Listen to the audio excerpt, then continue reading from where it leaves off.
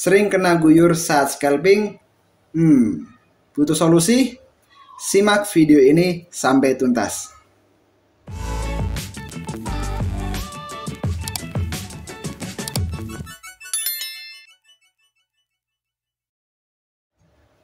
Assalamualaikum warahmatullahi wabarakatuh. Selamat datang teman-teman.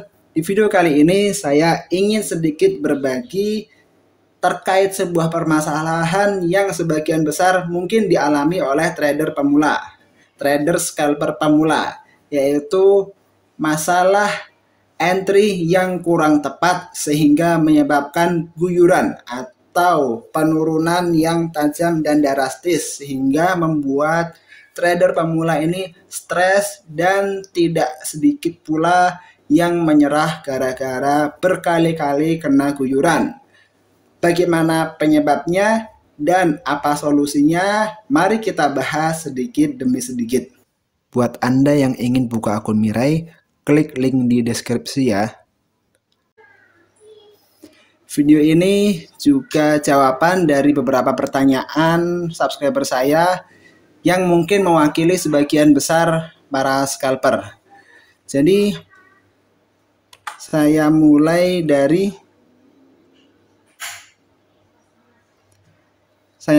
sini. Jadi guyuran itu sebenarnya kita sendiri yang salah karena kita kurang tepat dalam entry masuk atau beli sebuah saham, kita kurang tepat sehingga kita saat beli saham tersebut kita tidak melihat candle menitan pada saham tersebut, yang kebanyakan mungkin kita melihatnya itu sudah kenaikan beberapa candle di time frame menitan, bahkan mungkin sudah 4 kali candle dia naik di 1 menit, kemudian entry tanpa kita melihat kalau itu candle keempat, setelahnya baru guyuran. Rata-rata seperti itu yang saya rasakan.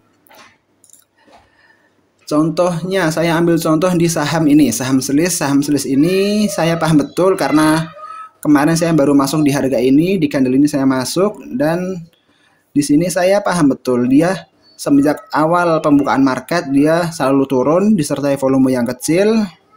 Kemudian di pertengahan sesi 1 dan pertengahan sesi 2, seingat saya, dia naik turun, pergerakannya naik turun, ya sedikit mengecoh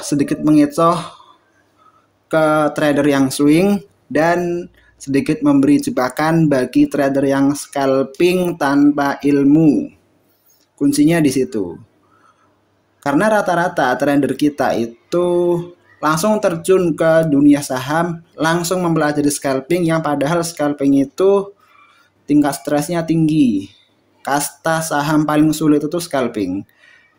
Lebih parahnya lagi, trader pemula ini yang langsung terjun ke scalping, dia belum memahami psikologis candle. Itu paling parah. Makanya buat teman-teman yang belum paham apa maksud dari candle, apa arti dibalik terbentuknya candlestick, teman-teman bisa cek video saya tentang memahami candlestick saham. Kita ambil contoh dari saham selis ini karena saya paham, kemarin saya memperhatikan 1, 2, 3, 4 hari, bahkan saya memperhatikan polanya sama. Kita coba cek candle menitan ya, ini 1 menit, teman-teman lihat ini 1 menit. Dan kita langsung lompat ke tanggal 17. Kita cek dari tanggal 17. Tanggal 17 kita coba lihat dari saat opening. Ini tanggal 17 ya, 17 bulan 5 saat opening. Ini candle terbentuk. Nah, dia turun.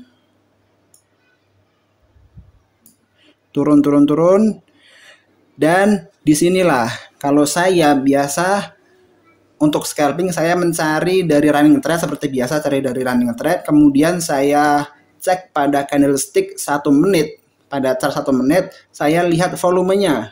Di sini yang perlu kita latih karena mungkin mudah dalam saya menjelaskan, akan tetapi pada prakteknya itu membutuhkan skill psikologis yang cukup. Kadang seorang trader merasa ragu, mau masuk ragu, ketakutan, padahal candlenya bagus, maksudnya padahal harganya naik, volume juga naik, mau masuk ragu, kemudian candle ragu, pas candle ketiga dan candle keempat baru nyesel. Kadang seperti itu. Makanya di sini perlu latihan yang khusus, latihan yang tentunya disertai dengan ilmu. Nah, di sini ya. Di sini ini kan volume naik dan harga juga naik di time frame 1 menit. Ini kan kalau volume naik dia kelihatan di running trade, down history-nya kelihatan banyak yang HK dan volumenya besar tentunya ya, karena volumenya besar. Kemudian saat kita menemukan dari running trade atau down history, kita langsung cek candle 1 menit, kita cek, kita konfirmasi benar nggak volumenya naik dan disertai harga naik. Setelah kita konfirmasi dengan volume, jika memang volumenya naik dan harganya naik, maka kita harus masuk saat itu juga.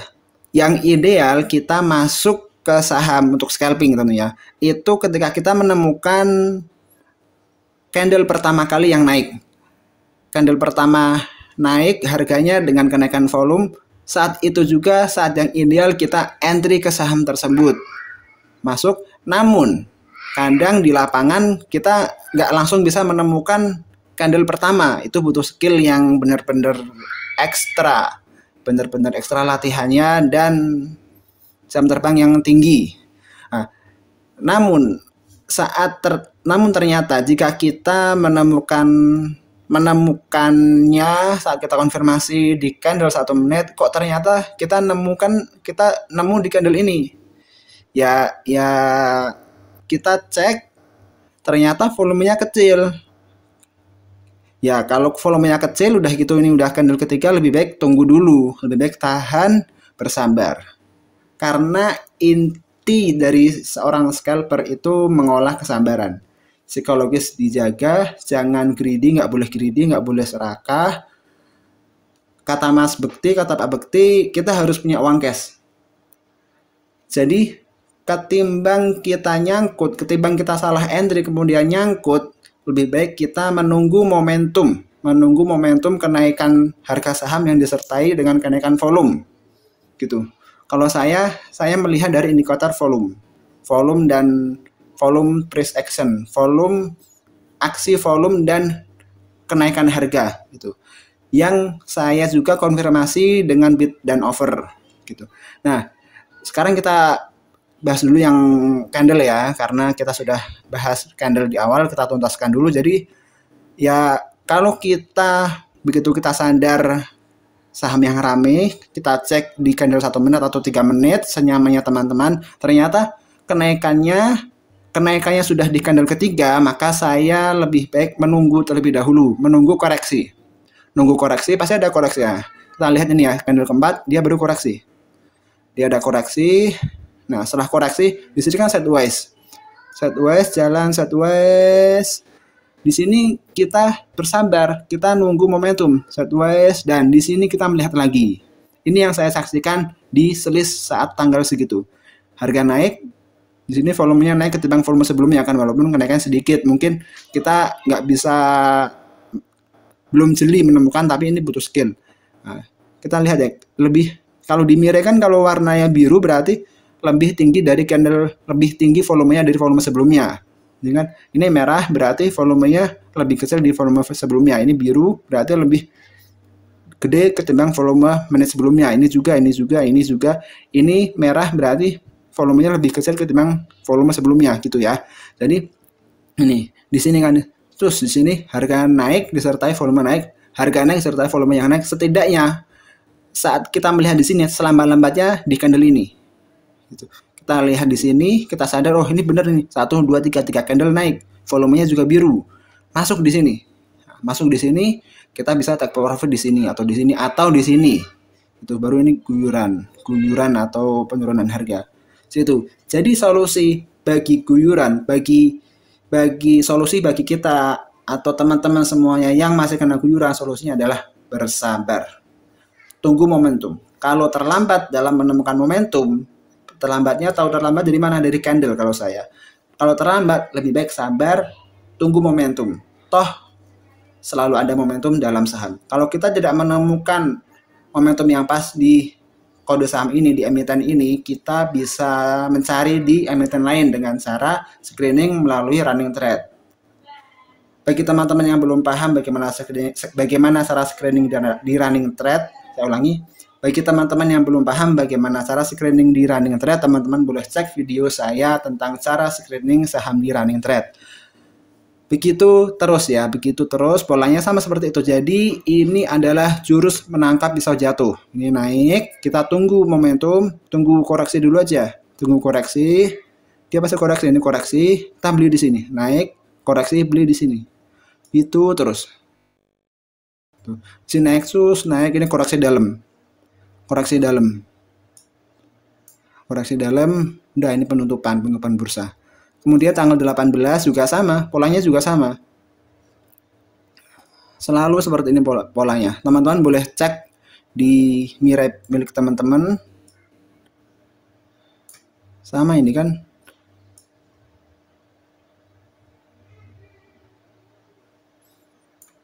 Kemudian tanggal selanjutnya juga sama. Jadi solusinya seperti ini caranya. Solusinya kita menunggu momentum. Kalau terlambat menemukan momentum, ya kita lebih baik sabar. Gitu. Kemudian bagaimana bid offernya? Bid offernya sebenarnya kalau bid offer agak sulit dijelaskan, tapi akan saya coba jelaskan singkat, yaitu offer lebih tipis, bid lebih tebal ketimbang offer, kemudian offernya kemakan habis, makan habis, offer pindah ke bid, selalu habis offernya. Dan offernya tidak keisi, gitu. Offernya tidak keisi, biasanya kan ada yang offernya habis, keisi lagi, offernya habis, keisi lagi. Jadi offernya nggak buru-buru pindah ke bid. Itu secara singkat. Lebih jelasnya lagi teman-teman bisa cek video saya tentang cara membaca bid offer untuk scalping. Begitu. Jadi seperti itu. Itu pola nangkap pisau jatuh dan sebagai solusi bagi teman-teman yang masih kena guyuran.